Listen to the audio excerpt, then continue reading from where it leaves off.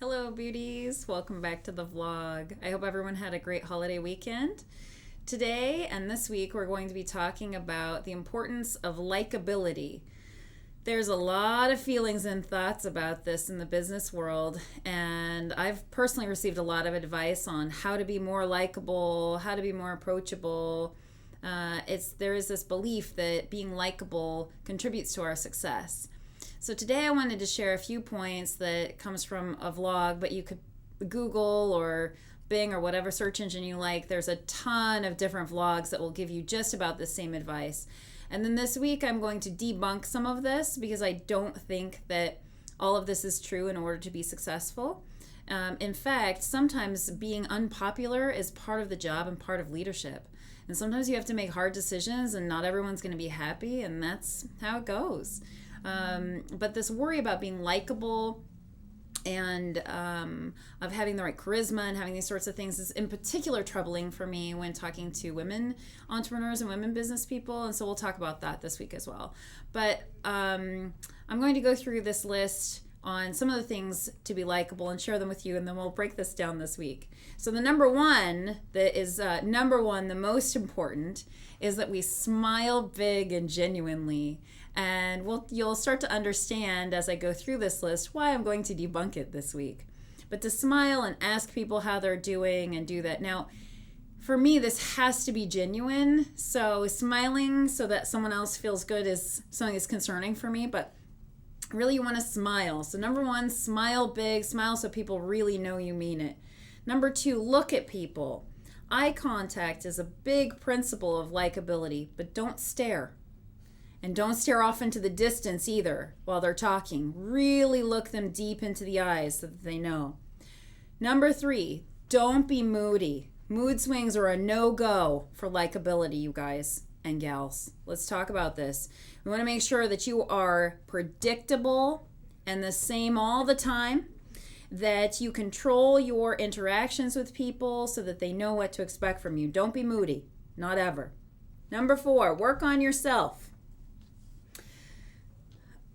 Personal improvement. I don't know if I'm going to make it through this list with a straight face, to be honest. Good thing I'm smiling. Okay, so likable people are usually very big on personal improvement, constantly trying to get better. What are those aspects? How do you communicate? Constantly improving yourself. Number five, don't be judgmental. Don't do it. Don't be judgmental. You can have strong opinions, but don't ever share them with anyone in work, ever. These are the best vlogs and blogs I've ever seen. You guys, there's pages and pages of this on the Google. All right. It takes a real leader to work with people who don't think the same way that you do and not show it. I'm almost reading word for word. Number six, don't be an attention hog. You can have a big personality. You can like being in front of a microphone. But you need to be careful that you don't dominate a room with your personality. And you really want to make sure that people feel like you appreciate them, that you recognize their efforts, and you don't put yourself above them. Do not hog all that space, even if it's your idea. And number seven, be quick to apologize. What I learned to do is apologize right away. Diffuse the tension. It doesn't matter if you're right or if you're at fault. Just say that you're sorry so people can move on and feel good about themselves. Well, that is a great list. And if you want, this blog comes with a follow-up of the 7 qualities of the most charming people. So maybe that'll be a different week. I want to talk about this week because we put a lot of pressure on ourselves to be a certain way, to be perfect, to be just right, to be the same and consistent all the time.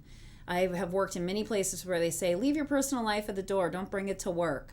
And that's not real. It's not sincere. It isn't authentic. It isn't the way that you have to operate a business. People are allowed to have bad days. People are allowed to make mistakes. They're allowed to have different types of moods.